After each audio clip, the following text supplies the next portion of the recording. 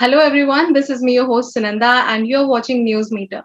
Today, on the occasion of Breastfeeding Week, we have Dr.M.N.V.Pallavi, Senior Consultant Obstetrician and Gynecologist at Rainbow Children's Hospital, Visakhapatnam, with us to share our insightful information about breastfeeding.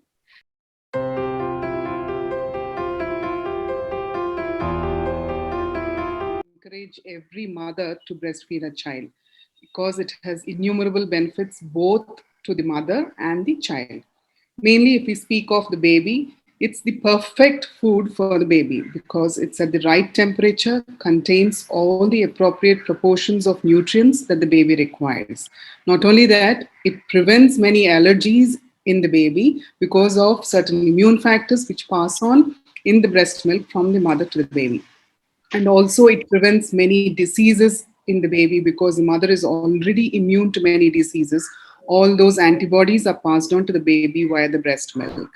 It actually prevents babies who are breastfed are they are maintained at a much healthier weight than the other babies, and they're much it helps them to maintain a healthy weight. And not only healthy weight when they're babies, but when they're adults too. These babies tend to maintain a healthier weight than the formula fed babies. It also helps to prevent long term illnesses in the babies like cardiac diseases, diabetes, hypertension, obesity, because of this breast milk. So, all these are very important, and it is available wherever the mother and the baby are there. It is, there is no hassle of cleaning the bottles and maintaining the right temperature. It is maintained in a perfect way. So that way it is very, very good for the baby. And most important, I think, maybe the best part for as an incentive for every mother to breastfeed is all these babies who are breastfed have much higher scores in their IQ tests than the formula fed babies. So that should be a good incentive. And if we talk about the mothers also have a lot of advantages. So a mother who breastfeeds she finds it much easier to regain the pre-pregnancy weight. In all the weight which she has gained during pregnancy, it's much easier for her to lose if she breastfeeds the baby.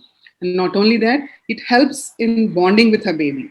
We ask them to breastfeed immediately after the baby is born, especially in our hospital. We put the baby to the breast right at the labor room table, or even if a mother undergoes C-section, on the table itself, so that the bonding begins there and then itself. Not only that, it prevents certain types of long-term illnesses in the mother too, like diabetes, hypertension, and also prevents breast cancer and ovarian cancer. So these are all very good incentives for the mothers to be encouraged to breastfeed in these times. And this week is celebrated as a campaign. It's one of the largest global campaign along with WHO and UNICEF to encourage women and empower women to breastfeed. All right.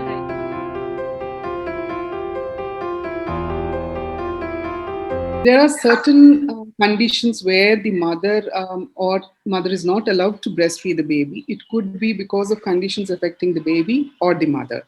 So certain babies have certain metabolic disorders, which will